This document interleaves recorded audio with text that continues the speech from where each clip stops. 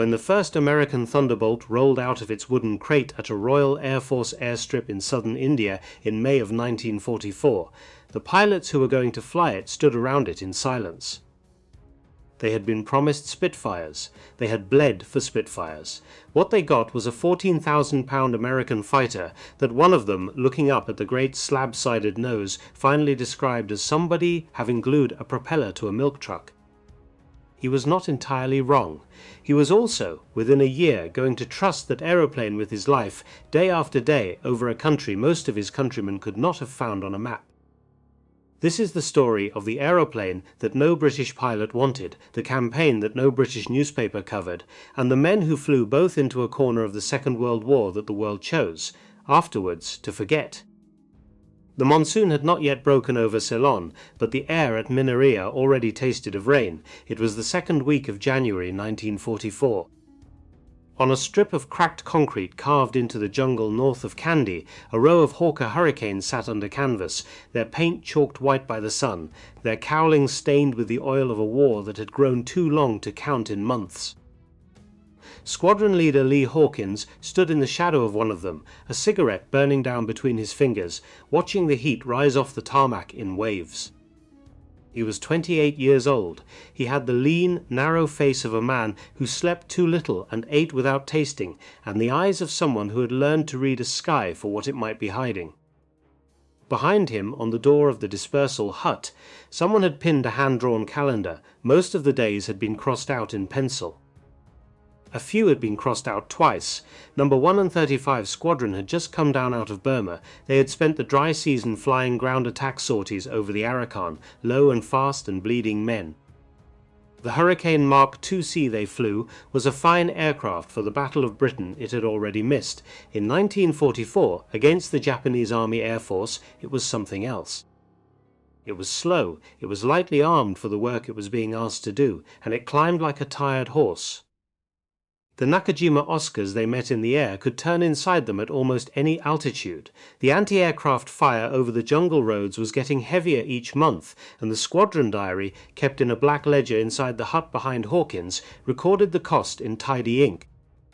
A name, a date, a place, sometimes just a name and the word missing. They had been pulled back to Ceylon to rest, to convert, to wait. Most of the pilots believed they knew what they were waiting for. Out in the mess at night, over warm beer and the slow turning of a ceiling fan, the talk turned to one thing again and again.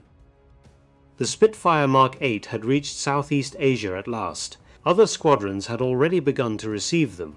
Sleek, narrow-winged, with the Merlin 63 engine and a service ceiling that could finally meet the Japanese on something close to equal terms. The pilots of 135 Squadron had earned their turn. They had bled for it. When their new aircraft arrived, they expected to see those long, elegant elliptical wings rolled out of a packing crate. That was the first thing they were wrong about. In May, the orders came. Conversion to type. Squadron Leader Hawkins read the signal in the dispersal hut at Mineria, where the squadron was still waiting for the aircraft they thought they had been promised.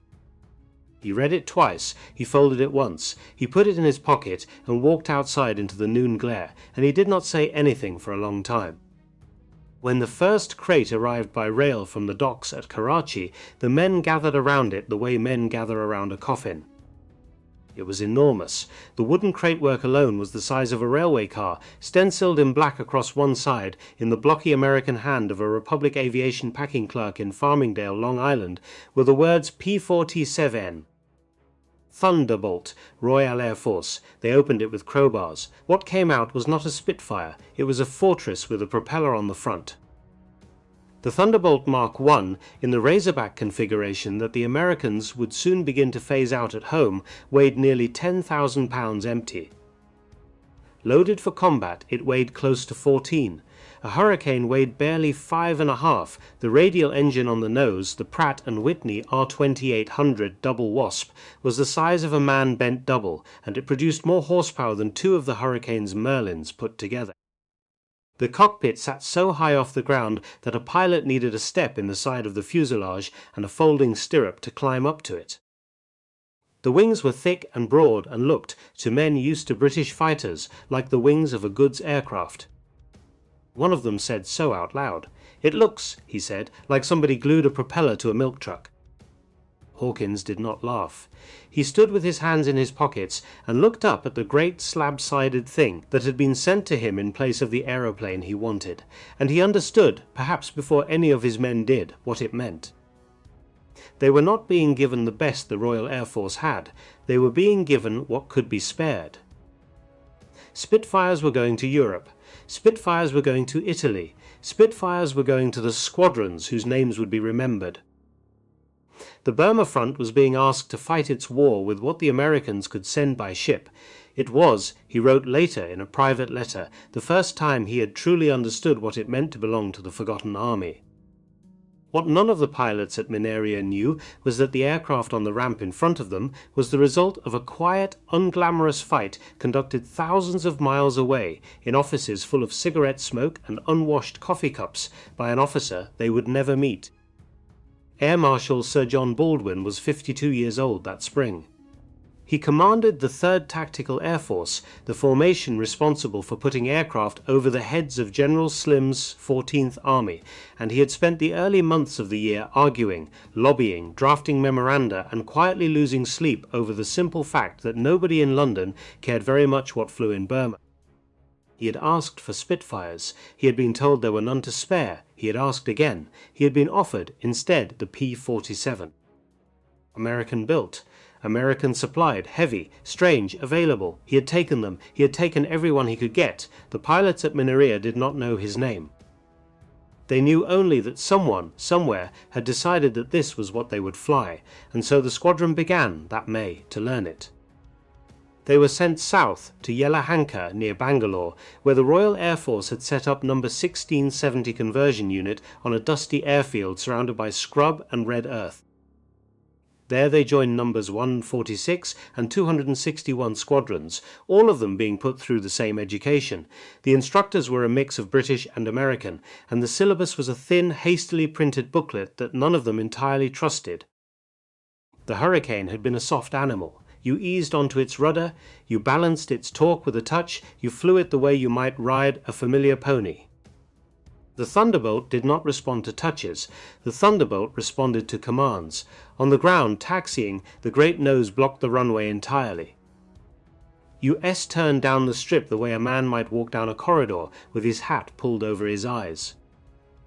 At full throttle on takeoff, the torque of more than 2,000 horsepower tried to pull the aircraft off the side of the runway. You met it with full right rudder, and you held it there until the tail came up and the world stopped trying to spin.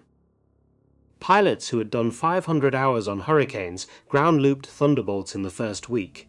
There were injuries. There were, eventually, deaths. And while this was happening at Yelahanka, 300 miles to the northeast, at a sun-bleached airfield called Armada Road, another man was being asked to make sense of the same machine. Group Captain Frank Carey was 32 years old. He was small, compactly built, and almost completely without ego. He had joined the Royal Air Force at 15 as an apprentice metal rigger, and he had risen through the ranks the slow way by being better at the work than anyone else. By the spring of 1944 he had shot down 25 enemy aircraft. 15 of them had been German, 8 had been Japanese.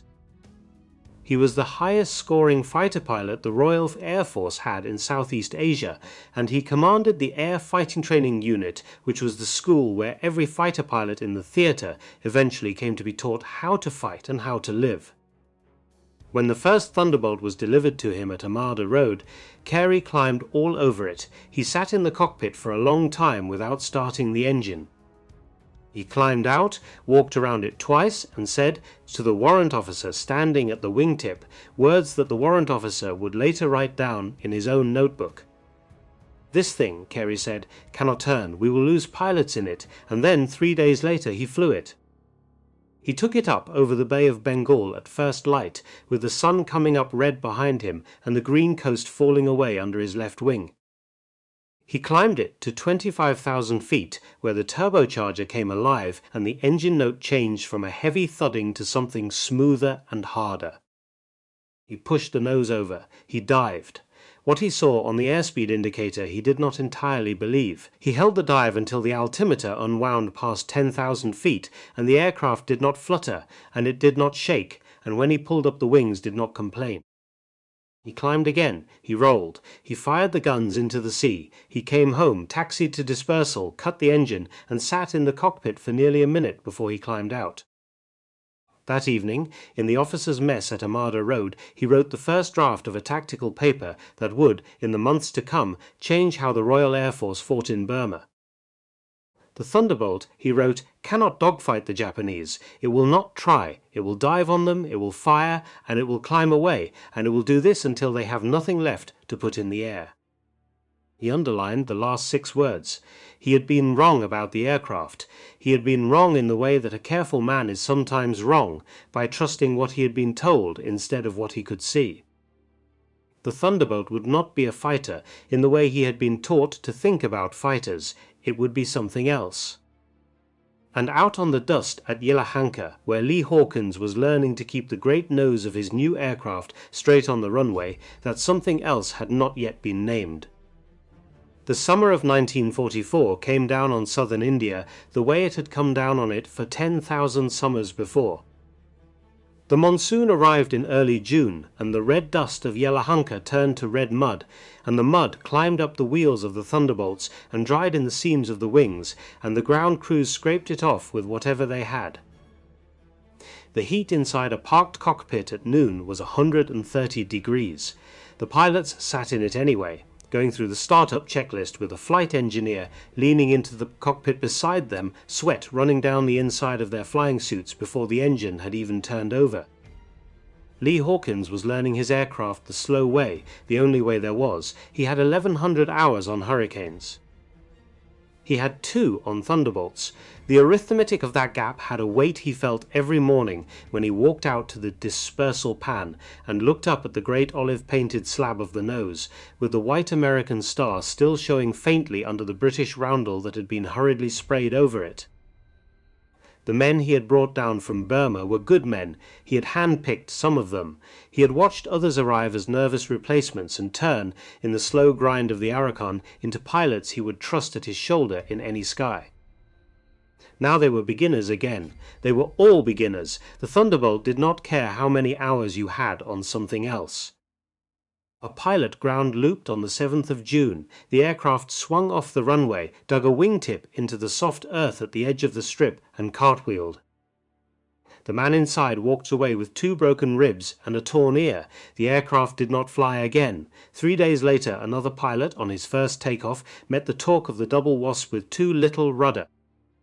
The Thunderbolt yawed across the runway, struck a fuel bowser parked off the threshold, and burned. They pulled him out. He did not live to see the night.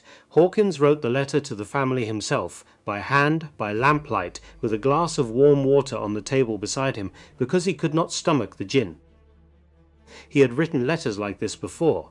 He had thought, before he came south, that he had taught himself how to do it without feeling it. The Thunderbolt was teaching him that he had been wrong about that too. The training went on. Through July and into August, 1670 Conversion Unit was pushing 135 squadron through the syllabus, and the men who survived it began to understand the aircraft they had been given. They learned not to fight its weight, but to use it. They learned that the controls grew lighter and truer the faster you flew. They learned that you did not try to climb with a Japanese fighter, because the Thunderbolt would not catch one at sea level, even if it was standing still. They learned instead to start high, to stay high, to take their fights in long, screaming dives that nothing in the Japanese inventory could follow, and to keep their speed when they came out, so that the climb back to altitude was a matter of letting the engine do what it had been built to do. It was a strange way to fight a war. It went against everything the older pilots, the Battle of Britain men, had been taught about turning and burning. But the longer they flew the Thunderbolt, the more they began to suspect that Carey, up at Armada Road, was right. And then, in the middle of August, something happened that none of them had expected. The signal came down through Air Headquarters at Delhi and rippled through the squadrons in a single afternoon. Air Marshal Sir John Baldwin, the officer who had argued the Thunderbolts into existence in their theatre, was being relieved of command of the 3rd Tactical Air Force. The change was to take effect on the 15th of August. The new air officer commanding would be Air Marshal Sir Alec Corriton, 49 years old, a fine officer with a sound record, but a man who had not fought for these aircraft and who had no particular reason to feel about them what Baldwin had felt. Baldwin himself wrote a short, formal letter to his squadron commanders. He thanked them, he wished them well. He did not say what every man who read the letter understood. He had been the architect of the Thunderbolt's place in Burma, and he was being moved on before a single one of his pilots had been allowed to prove him right. Lee Hawkins read the signal in the dispersal hut at Yelahanka. He stood with the paper in his hand for a long time. Then he folded it once, placed it in the file, and went outside to walk the line of his aircraft, because there was nothing else to do. The first squadron to go back into action with the new fighter was not his. It was 261 Squadron, which had begun its conversion at the same time. They had finished their training a few days earlier and had been ordered forward to Kumbigram in Assam in late August. They flew their first operational sortie on the Thunderbolt on the 14th of September 1944, bomber escort over the Chin Hills in support of Dakota transports running supplies to the 14th Army. The aircraft performed. The pilots came home. The day went into the operational record book in tidy ink, the way all the days went in, and somewhere in Delhi a staff officer underlined the date. 135 Squadron did not fly its first Thunderbolt mission until the 16th of October, a full month later. They had begun their conversion first. They had been promised first. Hawkins watched the date slip and said nothing about it in the mess. Privately, in a letter to his brother, he wrote one sentence and then crossed it out, and then wrote it again. We have been the first at everything that did not matter, and the last at everything that did. When the squadron did at last move forward, they went to Chittagong, and then on to the forward strips that the engineers had hacked out of the rice paddy and the elephant grass east of the Bay of Bengal. The targets were no longer abstract. They were Japanese supply columns moving on the roads south of Kalewa. They were river ferries on the Chinwin. They were stockpiles of rice and ammunition in jungle clearings where the smoke from the cooking fires gave them away to a sharp-eyed pilot at 12,000 feet. The technique that Carey had written down on a single sheet of paper at Amada Road that summer became, by November, the doctrine of the wing. You started at 15,000 feet, sometimes higher, with the bomb loads slung under the wings. 2 500-pound general-purpose bombs, fused for delay, or sometimes one big 1,000-pounder on the center line. You crossed the target at altitude, you picked it, you rolled inverted, pulled the nose down through the horizon, and you let gravity do what the aircraft had been built to allow. The airspeed needle moved past 300 miles an hour, then 350, then 400. The world out the windscreen stopped being a landscape and became a target. You released the bombs at 1,500 feet. You hauled back on the stick. The Thunderbolt's wings, designed by a Russian-born engineer named Alexander Kartveli to take loads that would have torn other fighters in half, took the load. You came off the target at 500 feet, doing 420 miles an hour. The Japanese gunners on the ground had perhaps 3 seconds in which to fire at you. And then you were gone, climbing, the engine howling, the propeller eating the sky, and the next aircraft in the dive was already coming through, and the column on the road was already burning. The bombs were only part of it. When the bombs were gone, the 850 caliber Browning machine guns came into their own. 4 in each wing, 2,000 rounds aboard.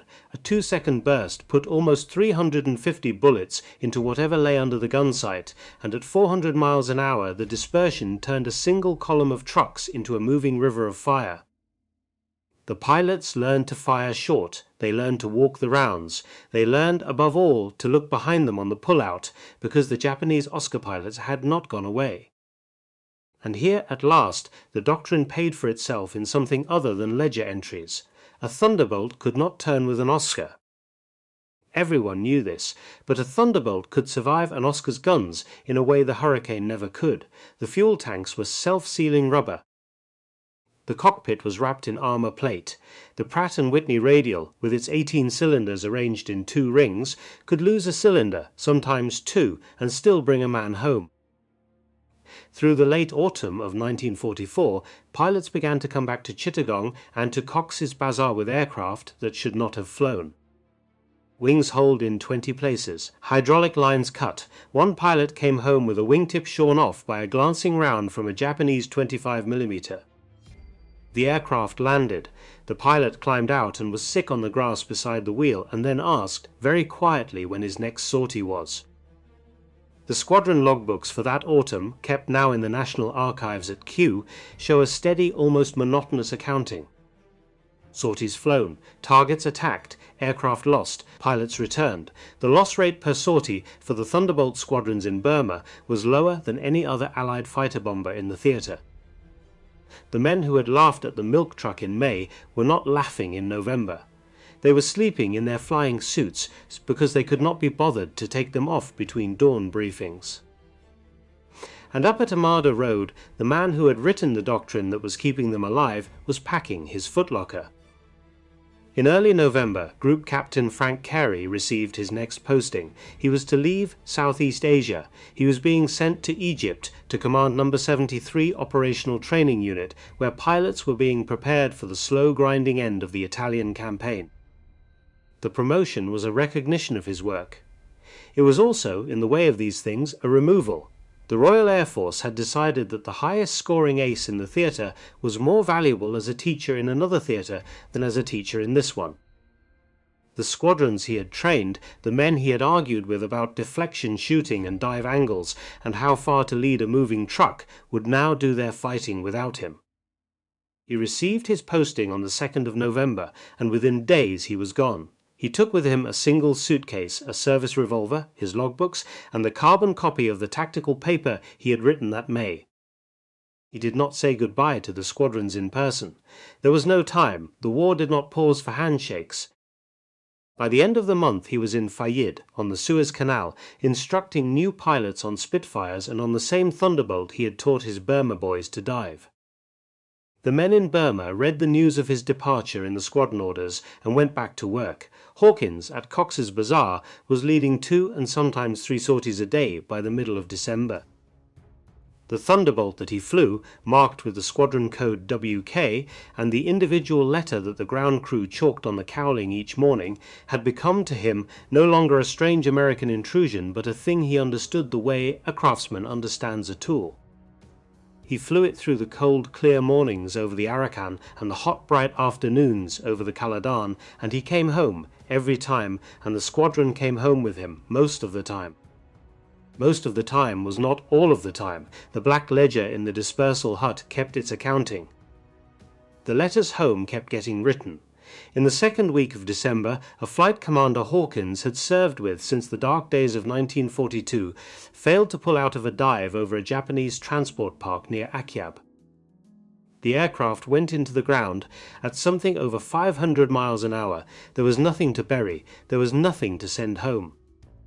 Hawkins wrote the letter that night, and when he had finished, he went outside into the warm dark and stood looking up at the stars over the Bay of Bengal. And he thought for the first time in a long time about the men in London who would never know any of this. The British newspapers in those weeks were full of Arnhem and of the Ardennes.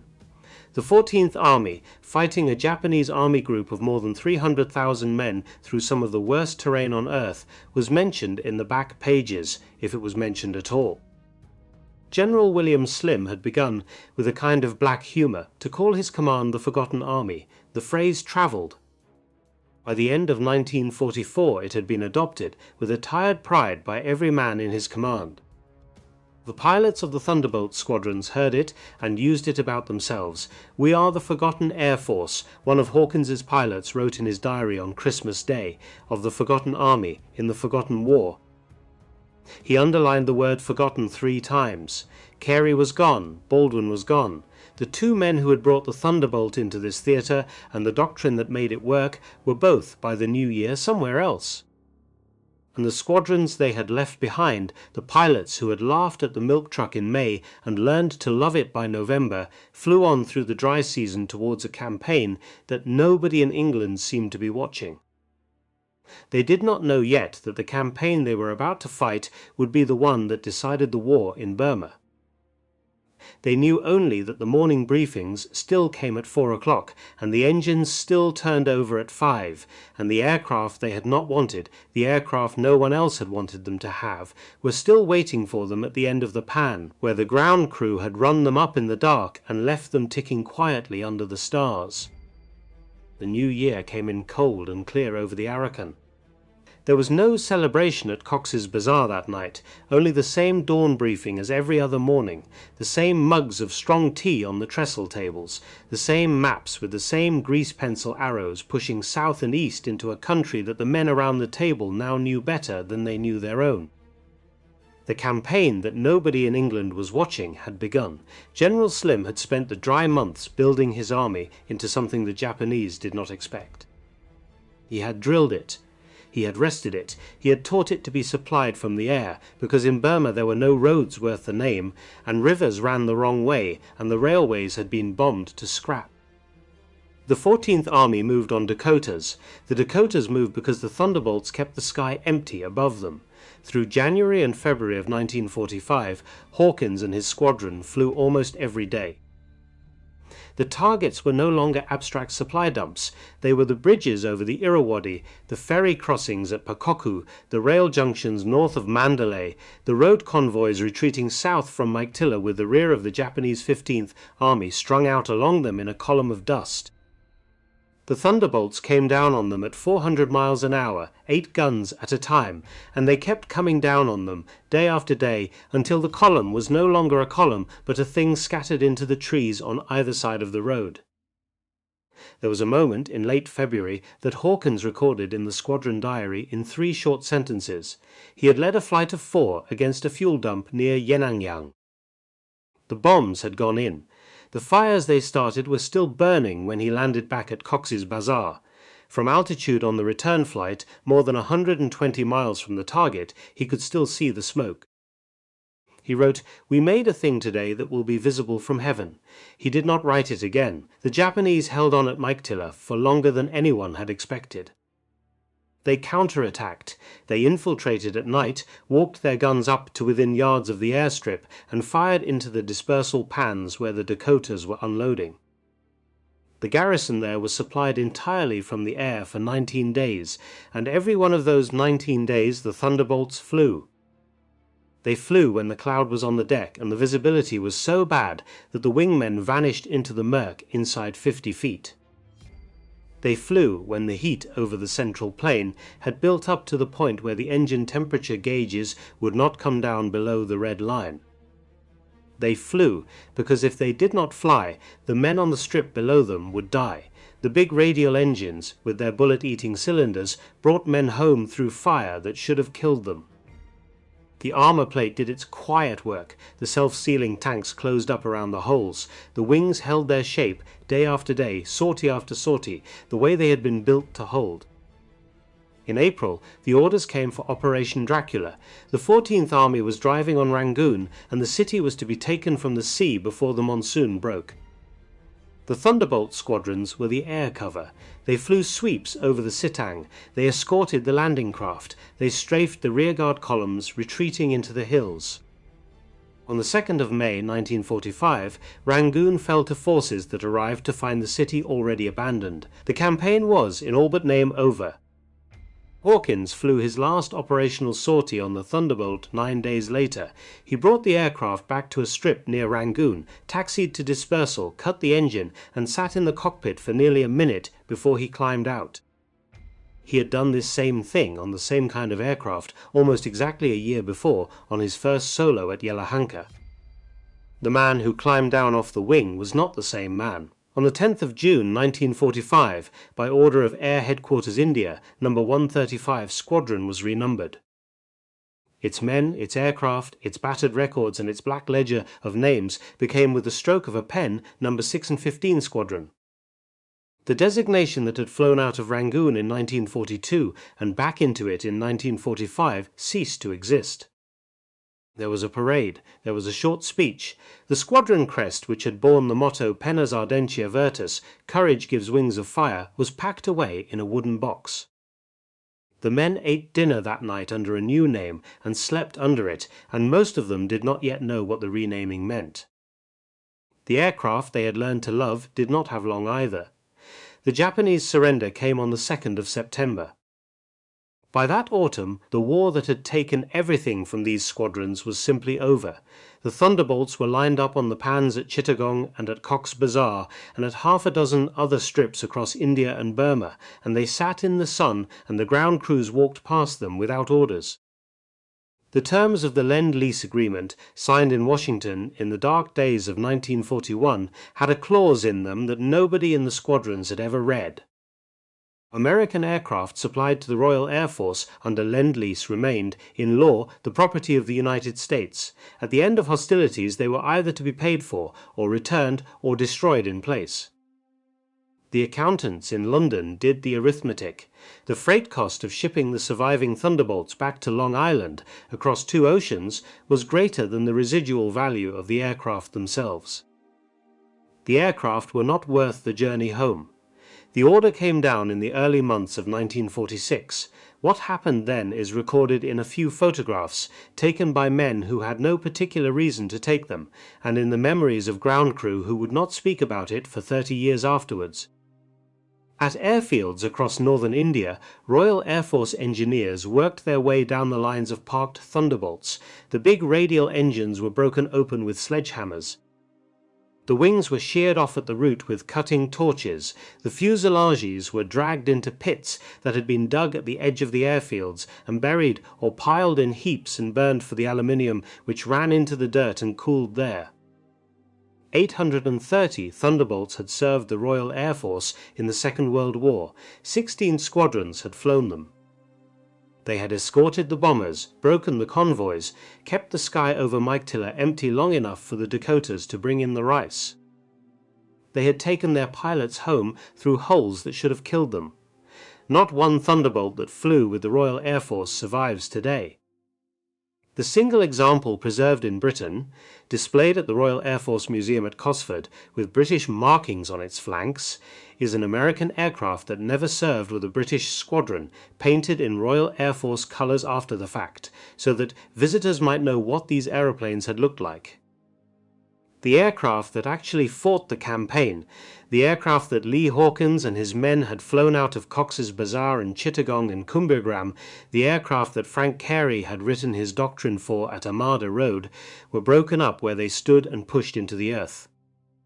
The men went home. Hawkins survived the war. He left the Royal Air Force in 1946 and returned to a Britain that was rationed, cold, and entirely uninterested in what he had done in Burma. The forgotten army was forgotten. The newspapers, which had filled their pages with the Normandy landings and the fall of Berlin, found no room for a campaign in a country that most of their readers could not have placed on a map. The Burma Star, the campaign ribbon awarded to men who had served there, became, among veterans of other fronts, an object of polite incomprehension. Some of Hawkins's men kept theirs in drawers and did not wear them. Frank Carey lived until December of 2004. He served on in the Royal Air Force, attended the Staff College at Camberley, commanded jet squadrons in Germany in the 1950s, and eventually retired to Australia, where he served for some years as an air advisor at the British High Commission. He gave a few interviews about Burma in his later life. He spoke of the Thunderbolt with a precise, affectionate respect, as one professional speaks of another. He did not, in any interview that has survived, complain about being moved out of the theatre in November of 1944. He had been a soldier. Soldiers go where they are sent. That, in the end, was the whole of his philosophy. Sir John Baldwin lived until 1975. He never commanded in action again after his relief in August of 1944.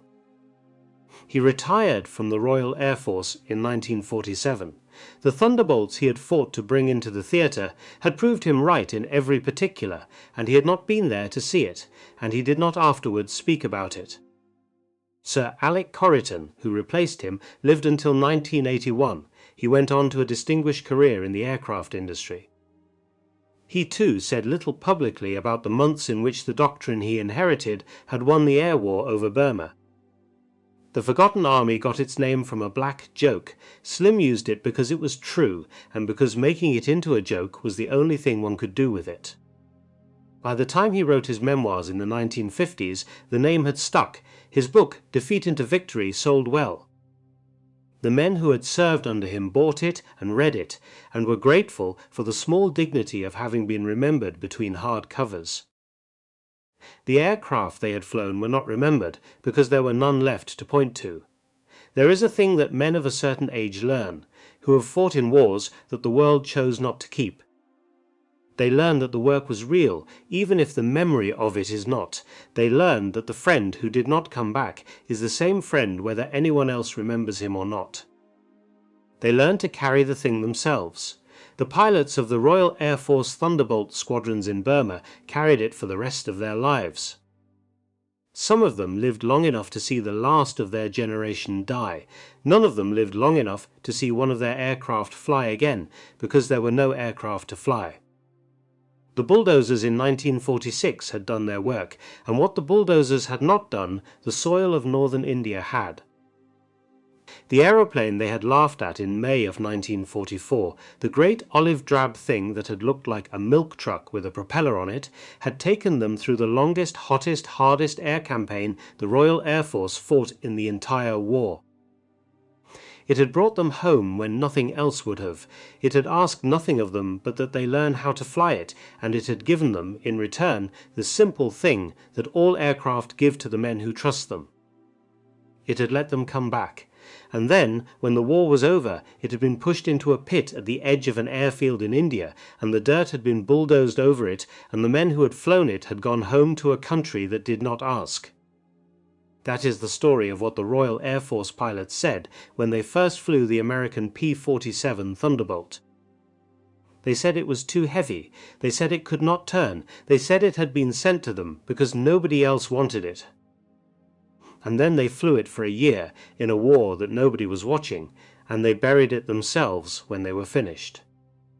The dates, units, places and named officers in this account are drawn from the operational records of the Royal Air Force, now held at the National Archives at Kew, and from the published histories of the Burma campaign.